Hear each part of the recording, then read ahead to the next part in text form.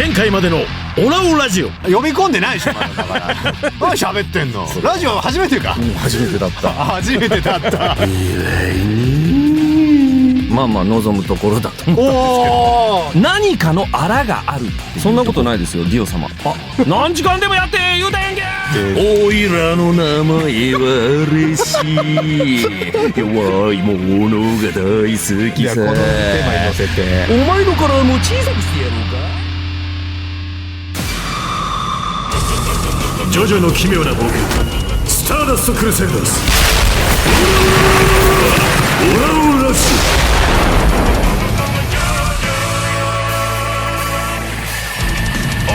オ。この番組は荒木博彦先生原作のテレビアニメ「ジョジョの奇妙な冒険スターダストクルセイダーズ」のラジオである。パーソナリティは空城城太郎役の小野大輔でお届けする。ストーリー1987年日本。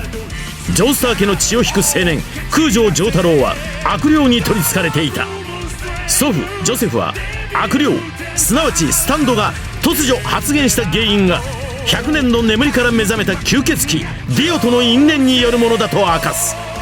城太郎はスタンドの悪影響によって倒れた母ホリーを救うため全ての元凶にして邪悪の化身であるディオを倒すべくエジプトを目指す。数々の敵スタンド使いたちを撃破し城太郎たちの旅は続く。この番組はスピードワゴン財団の提供でお送りします。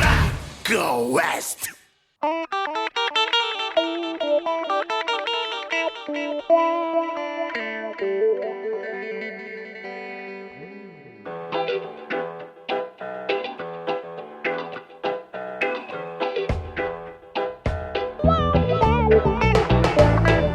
改めまして空城城太郎役の小野大輔です。ジョジョの奇妙な冒険スターダストクルセイダースのラジオ第20回ですよ。前回アルシー役の小野坂正也さんが来てくれましたが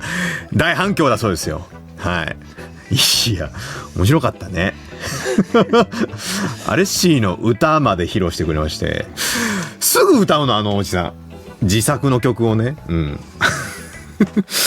まあそんなシンガーソングライターの一面もある小野坂さんの回にいろいろ反響来てるそうなので、メール読みましょうか。はい、こちらスタンド名たっぷり4束。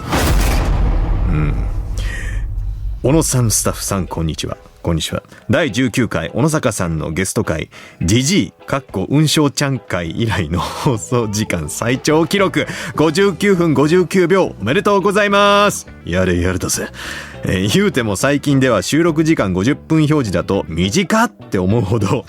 60分弱がデフォルトですが、第19回の情報量は90分番組相当でしたね。ジョジョ愛が炸裂しておりましたっつ。いや笑いすぎで腹筋崩壊させていただきました。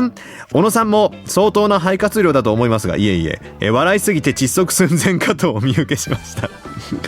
ジョジョの現場でのK点越えの様子を垣間見た、いやもっと恐ろしいものの片鱗を味わった気がします。そうですね、収録終わってもね帰らなかったんですよ小野さん。なかなか1時間前ぐらいに終わってたのに一向に帰ろうとしないから、おじさん暇なんですかって聞いたら、いや暇じゃないよ仕事あるよって。じゃあなんで動かないんだと。まあジョジョ話に花が咲きましてですね、まあその後青鬼のマネージャーさんから小野さん本当にありがとうございましたと、あの日は本当に楽しそうですごく面白かったよ嬉しかったよっていうのを、私にとつとつと語ってくれましたと、危機として語ってくれましたというふうにですねマネージャーさんから聞いております。はい、ありがとうございますそんなアレッシー会が終わりまして、アニメではダービー戦がありましたね。いやダービー戦も楽しかった雲章対万丈というですねなんて言うんだろうな、お腹いっぱいっていう回で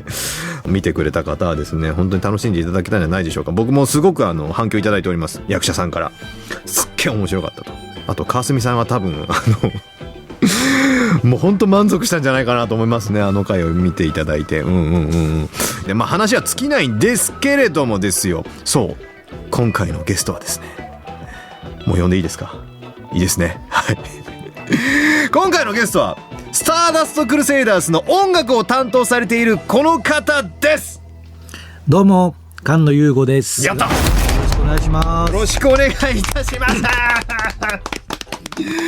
はい、というわけで、今流れているですね音楽もすべてこの菅野祐吾さんが作られました、はい、ありがとうございます。もう本当音楽の父、音楽の生みの親ですよ、このジョジョの奇妙な冒険のスターダストクルセイダーズの。はい、そんなわけでですね、まず最初にお聞きしたいのはですね、はい、菅野さんのお仕事って何ぞやってお話を聞きたくって、実は音楽担当ということなんですけれども、はい、具体的にどんなお仕事をこのスターダストクルセイダースではしているのかっていうのを聞きたいんですが。音楽担当といってもですね、オープニングのとエンディングの曲は作らないんですね。そうですよね。劇中で流れているサウンドトラックの部分、いわゆる劇版というものですね。はい、劇版、歌が入ってないものが90% 以上。僕はオリジナルサウンドトラック聞かせてもらってるんですけど、はい、まあというかいつもここ来る道すがらよく聞いてるんですけど、はい、ありがとうございます。そうか、タイトルがついてるじゃないですか、はい、あれは菅野さんが決められてたりするんですか？それサウンドトラックのサウンドトラックの、はい、サウンドトラックのタイトルは今、横にいらっしゃいます大森さんにお願いしました。そういや、はい、今日ねこのスタジオに大森さん来てるんですよ。はい、大森さん、そうですね。そうだ、紹介してなかった。喋れないですね。この番組のというかね、スターダストクルセイダーズの音響面のプロデューサーと言ってもいいですかね。大森さんです。どうも、ワーナーの大森です。ワーナーの大森さんです。はい。上映会でもね、一緒に。そうですね。いろいろお話しさせてもらってね。ですね。皆さんおなじみかと思いますけれども、はい、大森さんがそうですね。タイトル？作家さんによって、僕書くよみたいなところの、言われる方もいらっしゃるし、今回お任せしていいですかみたいな方もいらっしゃるんですけど、最初にお伺いして、じゃあ今回僕書いて見ていただきましょうかみたいな感じでこのジョジョのやつはやらせてもらってます。なるほどね、はい、じゃあ、こんなイメージの曲を書いてくださいっていう発注がまず菅野さんに来て、はい、それを作って、で大森さんがそれを聞いてタイトル付けのそのアニメの本編ではそういういろんなシーンにフィットするところに使われていくという形になるんですよね。あと実際その岩波さんで曲弾かれて、イメージあるじゃないですか、こんなイメージみたいな、両方考えながら、こういうタイトル名ってどうでしょうかねみたいなのをご相談して見てもらってみたいな、そんな感じです。ちなみに今流れてるこの後ろで流れてるのはですね、悠然悠然っていう、これなんか悠々みたいな感じで旅の仲間がゆったり歩いてるみたいな街中をなんとなく4文字熟語的みたいな感じにしてみようかなと思って書いたんですよ。日本語として正しいのかどうかちょっとよく分かんないんですけど、これ大好き。ありがとうございます。これ毎回アフレコ来るときに聞いてます。これ、ね、ありがとうございます。僕やってなくて菅野さんが作るね。いやでも曲作るときって、はい、どんなことをイメージしてというか考えて作るんですか？一つ一つの注文書みたいなものが来るんですが、それに対して例えば楽しい雰囲気の曲を作ってくださいっていうものがあったとしたら、楽しい曲を当然作るんですけど、例えばそのガンダムとかサイコパスとかの僕音楽やらせていただいてるんですけど、G レコとサイコパスとジョジョだと楽しい場面でも全然イメージが違うし、番組によってトータルの世界観が全然違うので、それを音楽でどういう風にパッケージ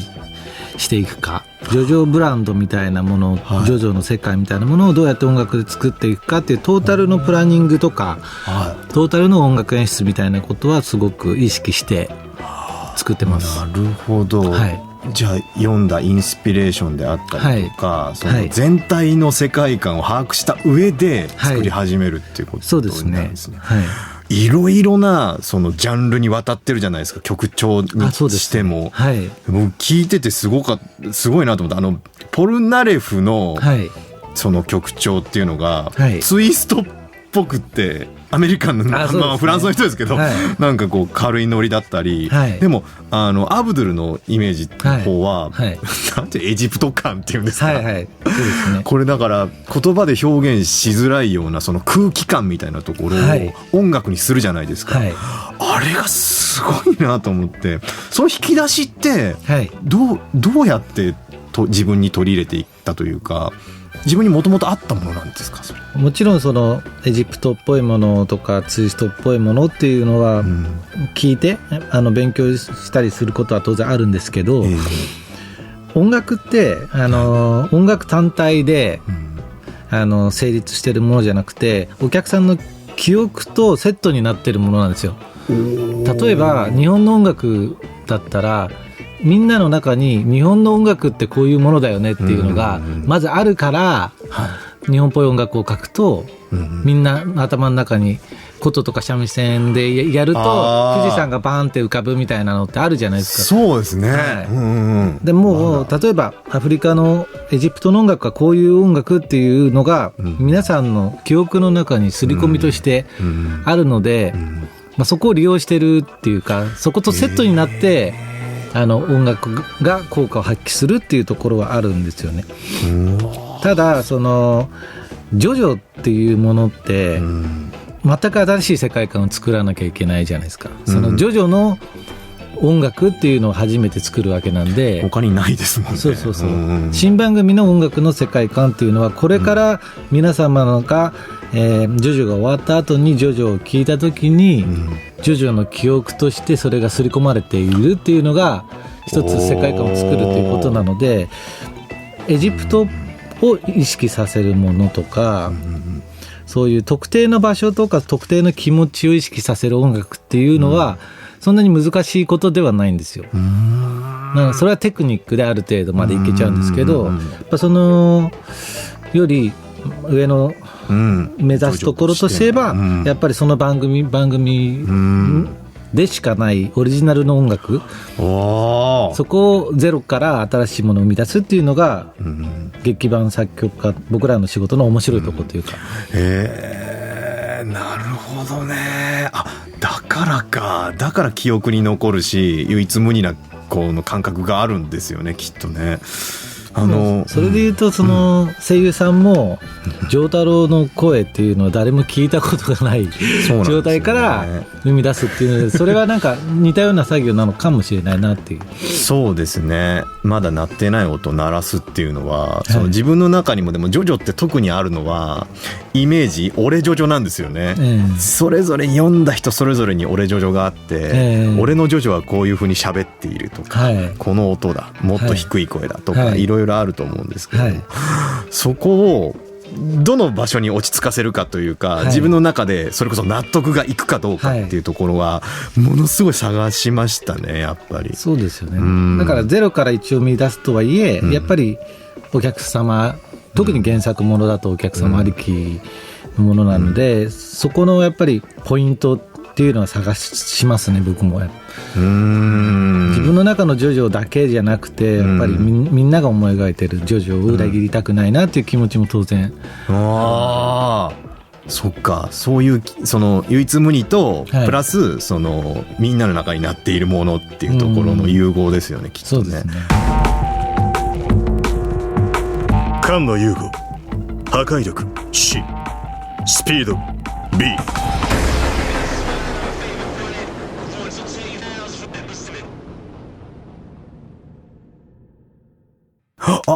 何？菅野さん宛てのメールたくさんいただいております。これじゃあちょっと読みますか。今話がちょっと長くなりそうだったから。いやでもいっぱい聞きたいな。じゃあメール読みますね。はい。スタンド名水晶。さて今回は音楽の方面からジョジョの世界を支えている、今や有名作品の劇版で大活躍されている菅野さんがゲストということで、一体どんなお話が聞けるのかとても楽しみです。以前ネットに上がっているインタビュー記事を拝見しましたが、菅野さんが一番夢中になって週刊少年ジャンプを読んでいた小中学生の時にジョジョ第3部が連載していたため、最も思い入れが深いのが第3部とおっしゃっていましたね。菅野さんのジョジョとの出会いは何でしょうか、ということでですね、この、はい、このラジオではよくこの話するんですけれども、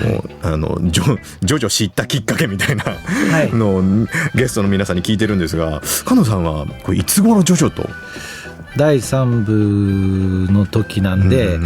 小学校の高学年ぐらいですかね。ジャンプで知りました。最初読んだ時ってどう思われました？ジョジョって作品は。いや奇妙だなと思いましたね。まさしくね。はい。その時は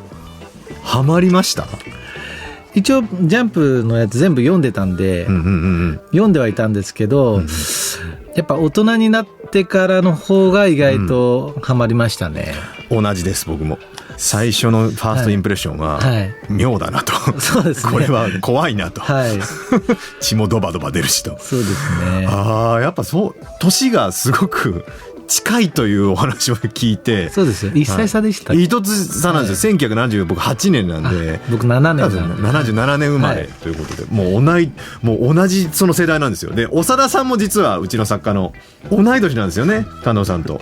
いやだからね、この世代の人たちはねジョジョをなんとなくそこで知ってですよ、子供の頃に、はい、で最終的に仕事をし始めたらジョジョに関わっているっていう。そうですよね。これなんか運命的なもん感じるんですよね、僕。大森さんってあれ、ジョジョジョジョは3部の時はもう20歳前後かな、皆さんよりちょうど10歳か11歳上みたいな感じなので。で小安さんと同じ年ですよね。そうそう、小安さんとほとんど同じ世代なんで。20歳で第3部を読むとどういう気持ちになるんですか？一部から読んでるんですよ、はい、結構シリアスなお話でね、一部とか、2部なんかはインディ・ジョーンズっぽいっていうか、なんかアドベンチャーで楽しかったんだけど、3部になってスタンドできて結構びっくりしまして、なんだこれはみたいなとこから始まったのが正直で、それでずっと読んでたんですけど、面白いっていう以上に、なんだろうこの妙な感覚はみたいな感じで、結構なんか妙な感覚に包まれる感じっていうかね、じゃあ見ないかっていうと、でも毎週読んでんですよ。読んじゃうんですよ。ありますよ。でも大人になって分かることがジョジョっていっぱいあって、妙竹林だなと思ってたそのスタンドの存在っていうのが、そのそばに立つものっていうところプラスその精神力の発現だと。だからその自分の特性とか自分の魂がそのまま現れると。卑怯なやつは卑怯な能力だし、まっとうなやつはもう本当近距離パワー型みたいにそのまんまの物理的な攻撃をしたりとか、性格が出てんだと思うとまた一つ面白くなってきたりして。そうですよね。なんかあとしみるところとか泣けるところが違ってくるんですよ。そうですね。今読むと、いやだからね、これね僕ね一生楽しめるんじゃないかななんて思って。昔見てたよりもなんか熱血っていうか熱いですよね。熱いですよね。最初読んだ時もなんか熱い感じがすごいしましたね。そうアニメ見るともっと熱い感じがするんで、するんですよ。なんか噛めば噛むほどなんか出てくるみたいな感じですよね。な感じしますよね。特殊な作品ですよね。今日アフレコの現場をちょっとラジオに見させていただいて、いらっしゃいました。すごいテンションでしたね。これ毎週どうでした？後ろね見てて。なんかテレビで見ると、もうあれが当たり前だと思って見てますけど、ブースの中で見たらもう大爆笑でしたね。今日の回、特にそうだったのかもしれない。いやなんかなんていうんですかね、舞台をテレビで見るのと劇場で見るの違いじゃないですけど、いやプロってすげえなって思いました。嬉しい。こっちから見てても分かるんですよ。笑ってる、めっちゃ笑ってるってこっちめっちゃ真剣にやってるのに。そうですね。そうなんですよね。なんかでもそれがジョジョだなってすごい思いますね。はみ出た熱量をみんなでこう笑いに変えていくっていう部分がすごかったですね。ありがとうございます。続いてこちらメール読みたいと思いますよ。スタンド名ピアノフォルテ。私が菅野さんの音楽と出会ったのはまさにこのスターダストクルセイダーズでした。アニメ放送前に公開された PV の第1弾で流れていたメインテーマのスターダストクルセイダーズを聞いた瞬間、あまりのかっこよさに感動と興奮の波紋が全身を駆け巡りました。それから放送開始までの間、何度も動画を再生してワクワクしながら4月を迎えたのを覚えています。今ではすっかり菅野さんの音楽の虜となり、2月に行われたコンサートにも足を運びました。大河ドラマ、連続テレビドラマの曲ももちろん素晴らしかったかったのですが、アニメ班の私はなるほど、コンサートの鳥でスターダストクルセイダースが流れた瞬間、最高にハイになりました。演奏終了直後、丈太郎の指差しポーズでやれやれだぜを決めていた菅野さん、かっこよかったです。やってたんですか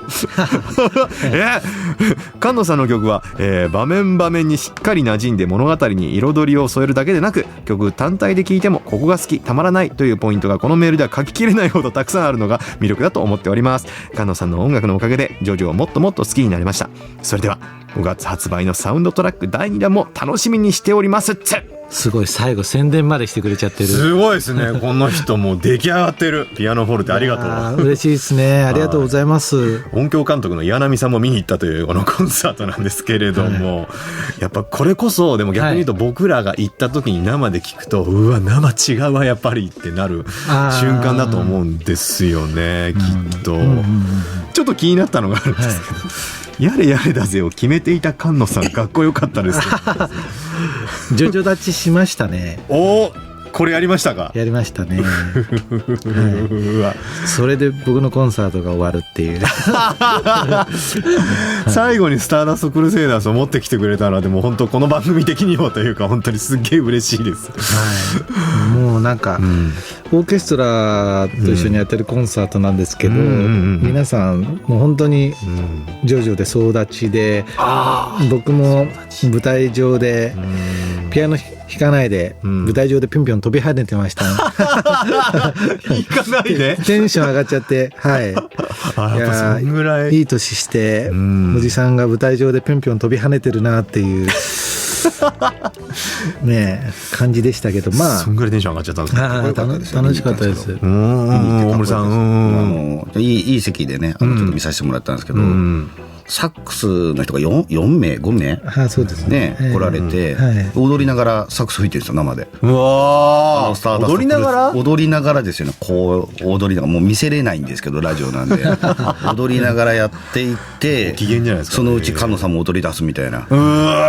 立ち上がってみたいな、いいですね。でお客さんわーみたいな、いいですよね、なんかああいう雰囲気はライブって感じで、やっぱ生楽しいですか？そうですね、やっぱりね、声優さんの方たちってライブ見せられないじゃないですか。なかなかね、イベントで生アフレコする時ぐらいです、ですよね。そこしかない、だから音楽家の醍醐味って、ライブを生で見せれるっていうことが一つやっぱり大きいことだと思うんですよね。やっぱそれをやらない手はないなっていうか、やっぱり今日のアフレコとか見てても、ね、感動するわけですよ。だからこれを公開収録とかにしたら、多分アニメを見るのと、ね、両方見たらものすごいきっとお客さんたちも喜ぶだろうなと思うんですけど。うわ、公開アフレコいや、それ感動するわ、見せたいわ。だって今の俺いいセリフ言えたわって思った時に拍手がわーってきたら気持ちいいじゃないですかそれ入っちゃいますけどねなんかでも、確かにこれはっていう本番を終えた後って、こっち側もすっごいその高揚してるし、いい汗かいてるし、いい顔してるんですよね、で向こう側の調整ブースの方をちらっと見ると、やっぱみんな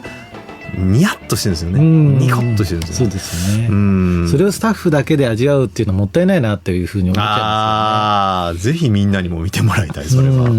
だから生の醍醐味ってそうか、だからこそそのコンサートは菅野さん定期的にやってらっしゃるって。そうですね、毎年やってます。やっぱライフワーク的なところありますか？そうですね、やっぱりライブをやることで、作曲してるだけでは気づかなかったことにたくさん気づけるんですよね。なのでやっぱり、自分でこう表現をするっていうことってすごいやっぱ大事なことだし、やっぱり直接指揮者の方とか演奏家の方とコラボレーションするので、得ることとか学ぶことが本当に多いんですよ。で、音楽ってこうやっぱパッションだよねみたいなことって、自分のスタジオでカリカリ作曲だけしてるよりも、やっぱりモチベーションも違ってきますし。そうか、劇版作るのってもうなんかイメージ的にはやっぱその家でずっとそうですね根を詰めてやってるってイメージがありますけれども、そうですね。それがこう消化される部分っていうか、はい解き放たれる部分が生の、あとはあれなんですよ、やっぱり劇版音楽って基本的にはその BGM なので、たかが BGM なんですけど、その BGM を聞いてわざわざチケットを買ってまでその BGM を聞きに来るっていう熱量ってすごくありがたいじゃないですか。で BGM なのにチケット買ってまでお客さんが来てくれるだけの音楽が自分がかけているかどうかっていうことを、に対するチケットを買ってくれるかどうかっていうのが僕の中の一つのチャレンジなんですよ。なるほどね。そういう意味合いもあるし、あとはリピートしてくれるかっていうことで言うと、僕がそのちゃんと熱量を持ってお客さんを喜ばせられる音楽家である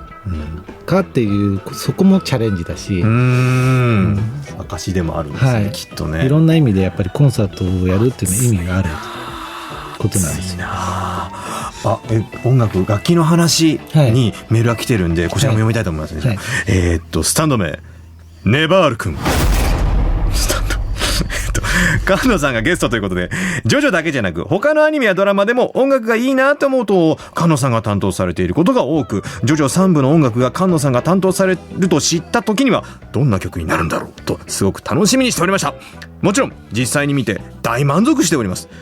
ちょっとマニアックな話なのかもしれませんが、いろんな作品を通して菅野さんの音楽を聴いていると大事な部分でホルンとトランペットの音が印象的に響いているイメージがあります。もしかしたら過去にこれらの楽器をされていたのかなって勝手に予想してしまいました。そして続きましてこちらスタンド名エア系。ジョジョの作品の中には楽器があまり出てきませんが、菅野さんが思うジョジョの奇妙な冒険と一番イメージが合う楽器、つまりジョジョの奇妙な楽器って何ですか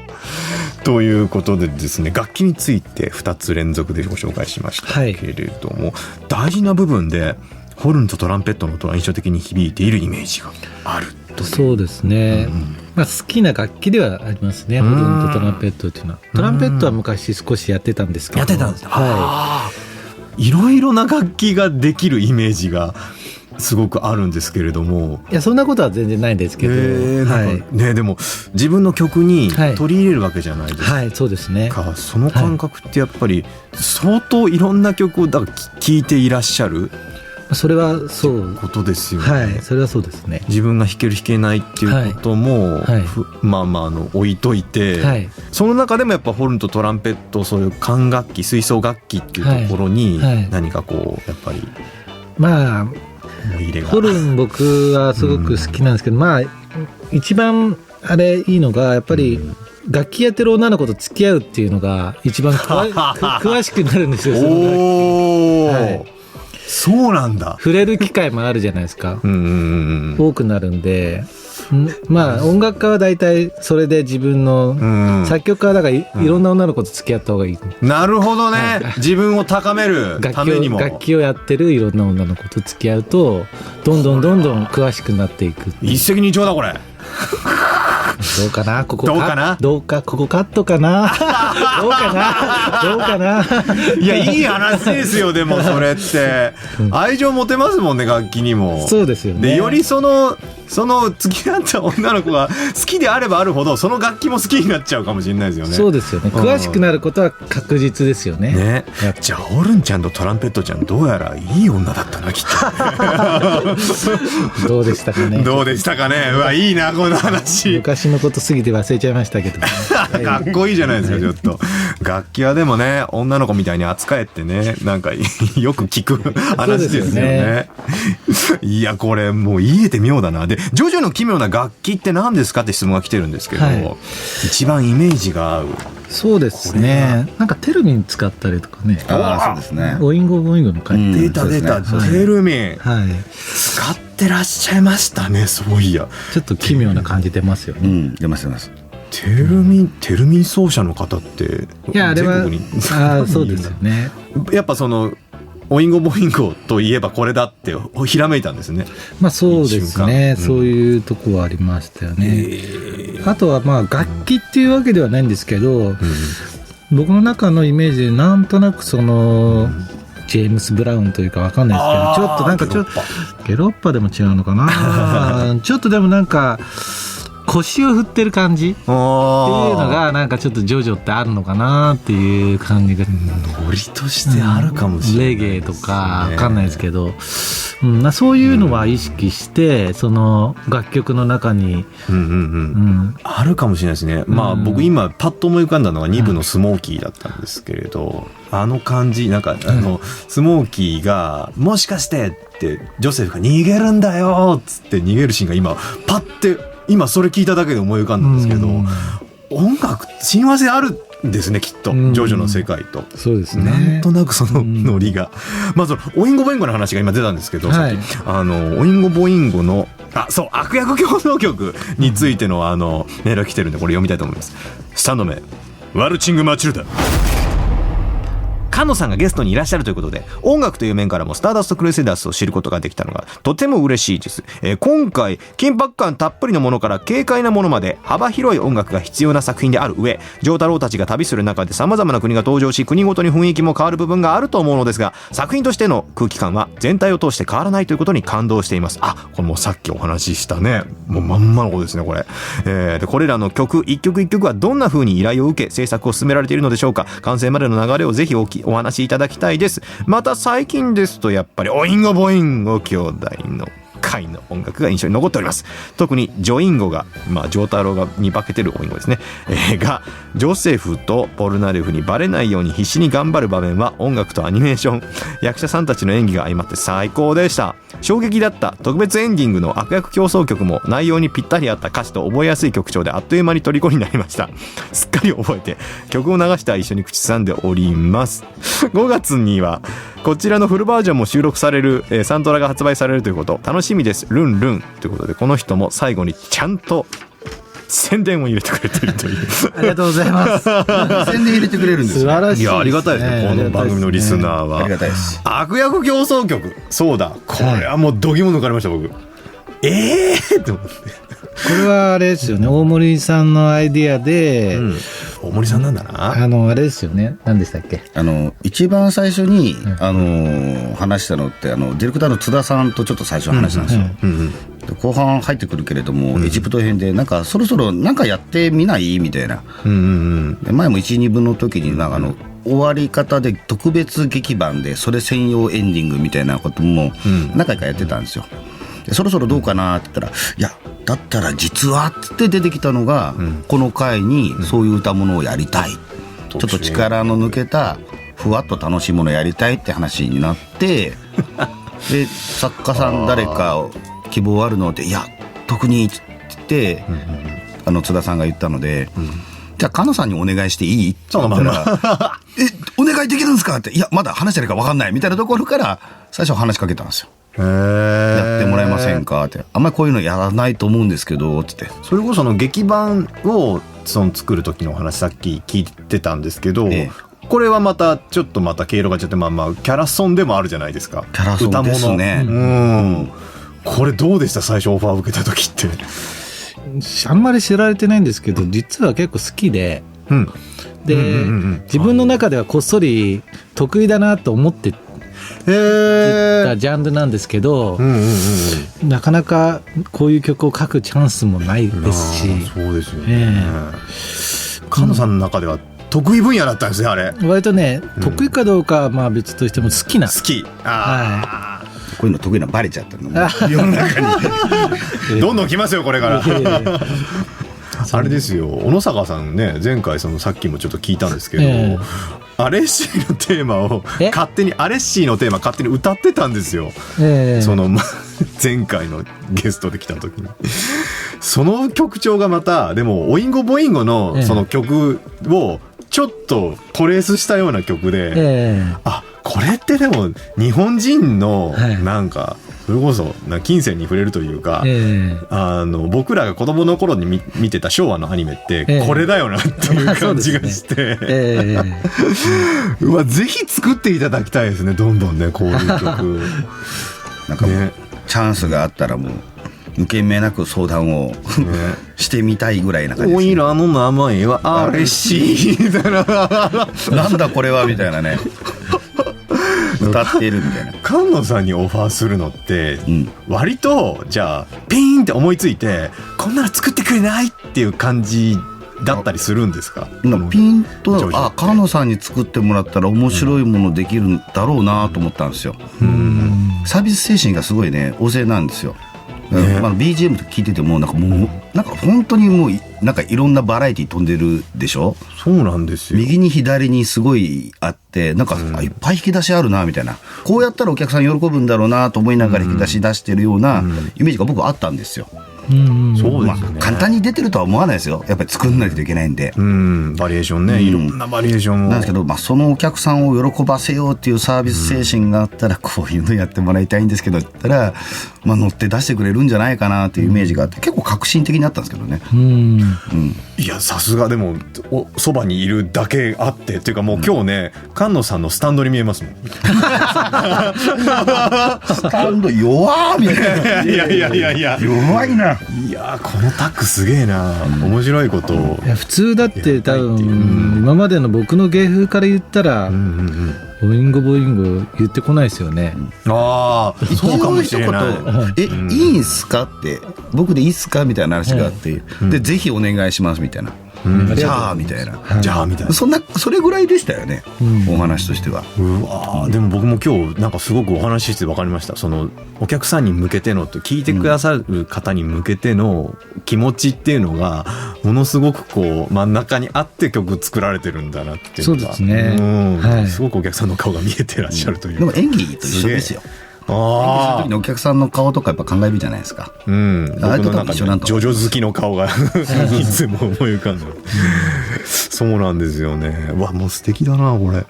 まあ本当でも聞いた瞬間爆笑でしたけどね。ボインゴボインゴ怒られたらどうしようかなみたいな。ワーナーはなんかふざけてないかとかね、言われたらどうしようかなと思ったんですけど、でもそれも踏まえてですよ。でもやっぱり楽しいだろうなと思って。それがいい一番、その作品好きっていうのが感じられるのが一番ですよ。本当に。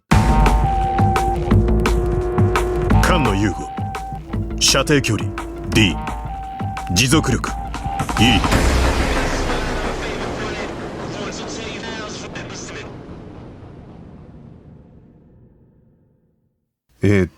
こちら、さらにメールいただいてるので読みます。スタンド名オーバードライブ、オーバードライブ。さあ、来ましたよ。波紋が失踪しましたよ。ジョジョの3部で流れるサウンドはとても個性的で大好きです。特にスターダストクルセイダースが流れる時のバトルシーンはとても燃えます。ところで菅野さんのツイートの中でとても気になるものがあります。それはレコーディング風景の写真を載せた Dio Now というツイートです。一体これはどういう意味なのか気になりすぎて夜も眠れません。まさかこれはディオ登場時の新しいサウンドなのかなとも考えたのですが、やはりわかりません。ということでですね、これはツイートディオナウというツイートを菅野さんがされた時があったということで、分かりづらいですね。ちょっとね、これはもうちょっともしやそれは言っちゃっていいですよね。全然大丈夫です。もうぜひぜひ。まさにそのディオとの最後の戦い、丈太郎の最後の戦いの曲を作っていた時のツイートですね。ドッギャーン、ポロッと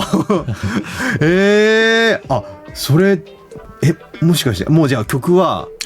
その時の収録で出来上がった。うわ僕はねぶっちゃけさっきちらっと聞かせていただいたんですけれども、ありがとうございます。すごいですね。ありがとうございます。鳥肌立ちましたなんだストリングスですね、がすごくその印象的に象徴的に使われてて、イメージ的にはどういうことをイメージして心がけて作られたんですか？いやどんどんその強い敵が出てくるじゃないですか、でそれも敵のキャラクターは当然ありますけど、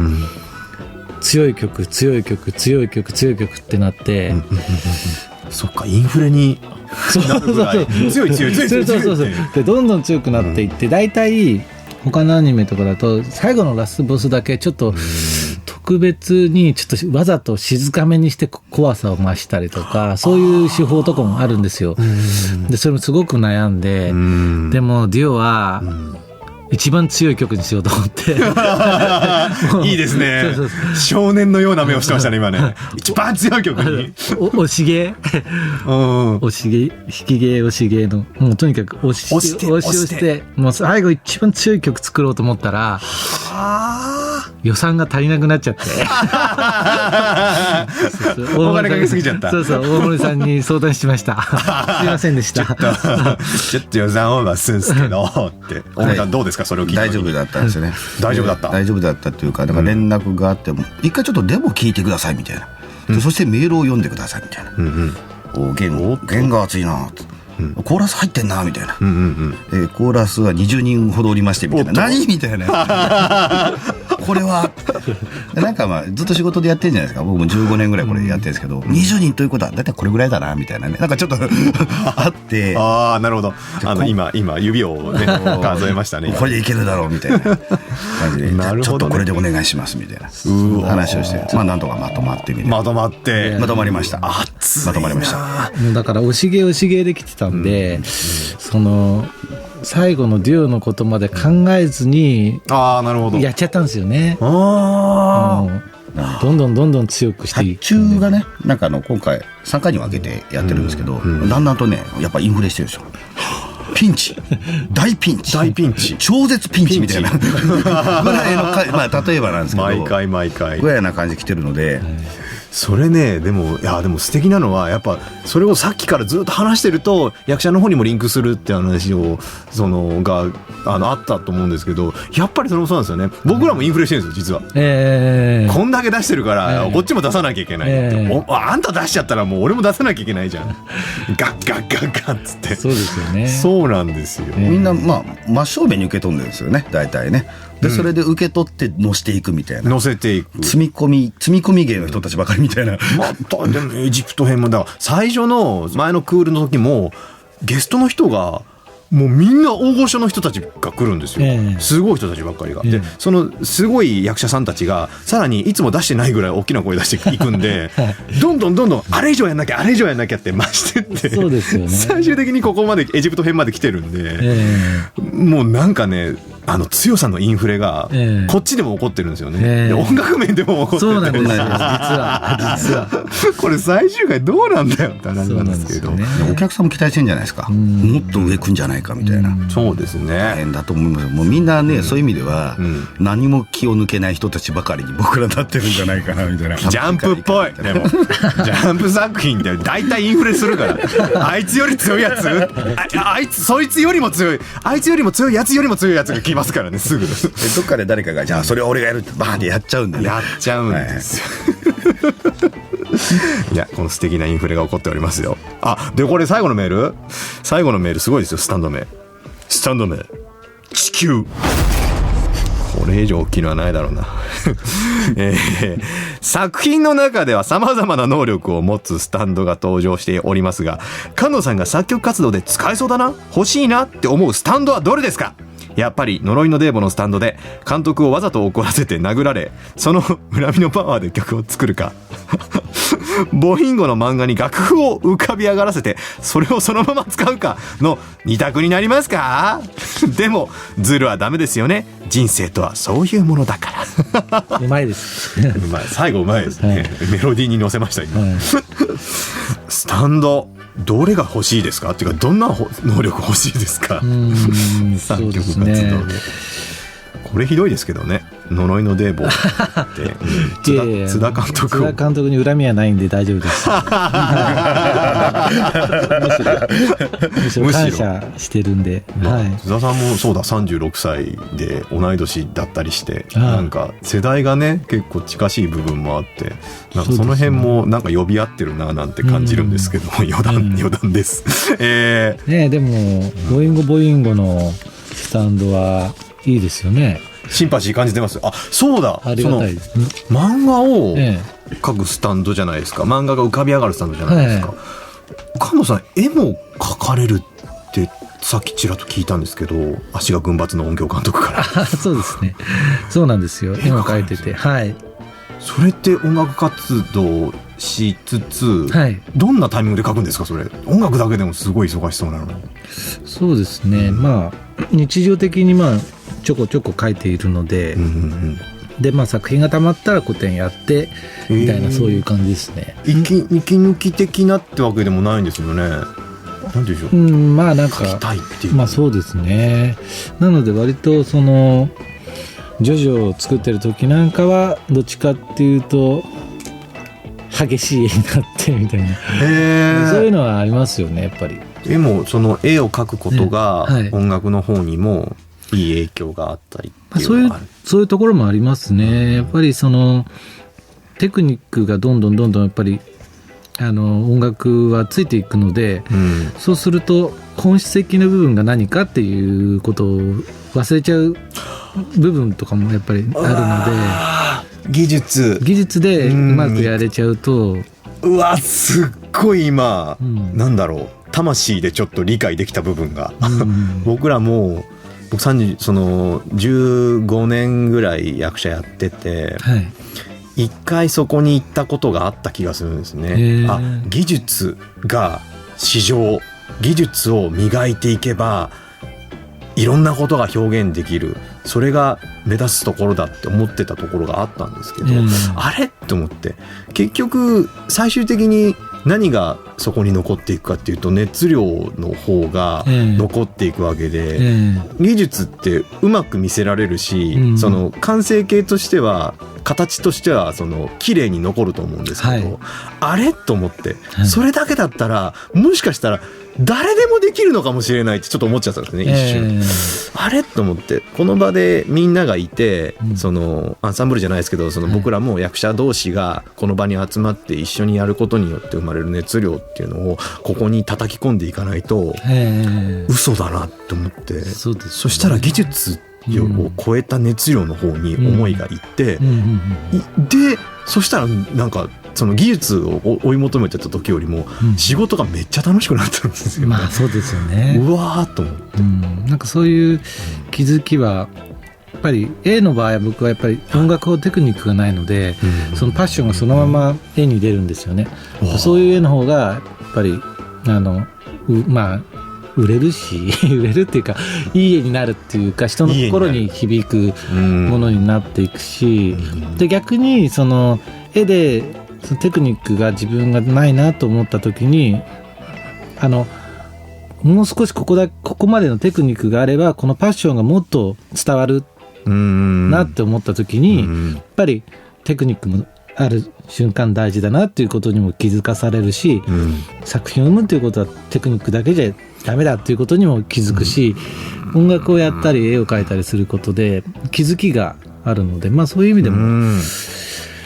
やっててよかったなと思いますね。なるほどな。やっぱり今日お話聞いてるとやっぱりいろいろ共通する部分があって、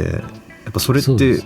も作り手の情熱なんでしょうね、きっとね。本当にも一緒にお仕事できてすげえ嬉しい。いやこちらこそ。まあそんなわけで時間もうすげえ時間が巻いてって、うわー、でも本当に熱い思いをありがとうございます。そんなわけで以上、フリートーク&メールのコーナーでした。菅野優吾、精密動作性 C、 成長性 C。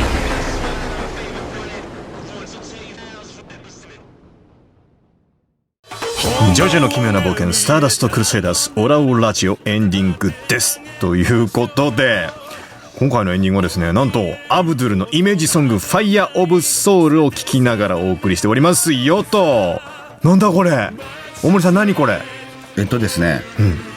いろんなキャラクターの歌を作ってみました。歴代のテーマ曲の人たちに歌ってもらいました。さらっと言いますけど、すごいですよね。やりたい、作りたいって言って実現しちゃうのがね。そうですね。だってこれ曲は小田哲郎さんがいや曲作ってもらって、また僕らの世代見事ドンピシャですよ。見事受けてもらって、いやもともとは、今回 CD 出すんですけど、まだできてないですけどカラオケに入れたいんですよ本当は。みんなで俺はアブドゥルの曲歌うぜみたいな、僕はじゃあ丈太郎だみたいなのがなると楽しいかなみたいなじゃあ俺はラジオの手羽先歌うぜみたいな、そうですね、になるといいかなっていうところがちょっとありまして、俺は悪役競争曲が歌いたいとか。そうそうそう、なるほどね。そういう風になると楽しいかなっていうのがふっとねなるほどね。ふっとなったんですけど、意外となんか物量増えたなみたいな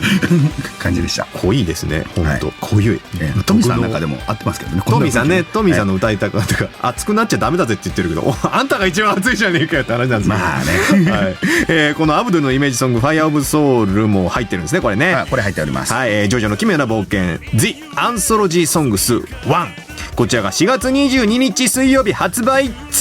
ということでですね、しかもこのラジオの主題歌 Go West も収録されておりますということで、買わずにはおれん、サントラ買わずにはいられないですよ、あ、でもね、サントラといえばそうですよ、5月27日にはですね、ジョジョの奇妙な冒険スターダストクルセイダース OST ディスティネーションが発売されるということですね。そうですね、はい、わーお、はい、OST いっぱい入ってますよね。いっぱい入ってます。もうフルフルで入って、もういっぱい聴いてもらいたくて仕方がないなと思ったら、CD の容量を超えちゃいそうになりました。そんなにはい、ギリギリいっぱい詰め込んで、ギリギリいっぱいいきました、はい、さっきおっしゃってたディオのテーマっていうところは第3弾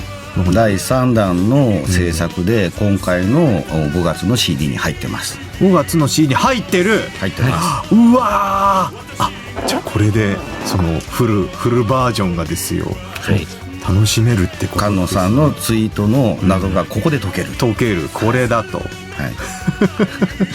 さらにですね、悪役競争曲フルバージョンも収録されているというボーナストラックで、これ菅野さんと相談したんですよね、そうですね、どうしましょうかねって話して、これも買わずにはおられんですよ、これは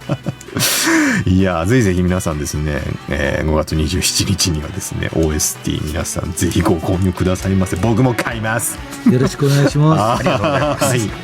い、能力説明まだでしたね。菅野さんの能力をですね、この心は何ぞやって話なんですが、これは一応自分の作曲に例えてみました。作曲、あ、なるほどね、はい、破壊力が C、自己評価自己評価 A ってやったら超すごいってことでしょ、これ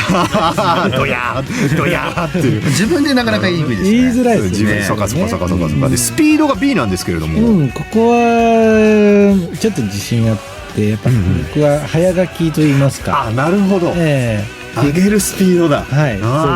そうですね。それはやっぱりサントラの仕事をしてると非常に鍛えられますね、はい、仕事には大事なんだよ、締め切りをしっかり守る、早く上げるってことね、はい、そして射程距離 D、 射程距離って難しいですね。射程距離はこれは、お客さんとの距離感と、もちクライアントの距離感、今回の D はクライアントの距離感を D にしてみました、僕ね、すぐ余計なこと言っちゃうんで、距離を置いていた方がうまくいくと思う、ちょっとね、なるほど、面白いこれ、で持続力がいいなんですけど、すごくこう短期集中型なんですよ。締め切りの直前に一気にやるっていうわけではないんですけど、その一日中ピアノの前に座るんじゃなくて、情報収集をしたりとか、考えたりとかして、自分のこうやる気待ちっていうんですかね、自分のモチベーションが上がって、その、自分が本当に書きたいっていう音楽が明確になった瞬間にバッと書くっていう、そういうタイプなので。なるほど、はい、だから持続力がいい。持続力はないですね。でもひらめきっていうところですね。ひらめき型ですね。面白い。じ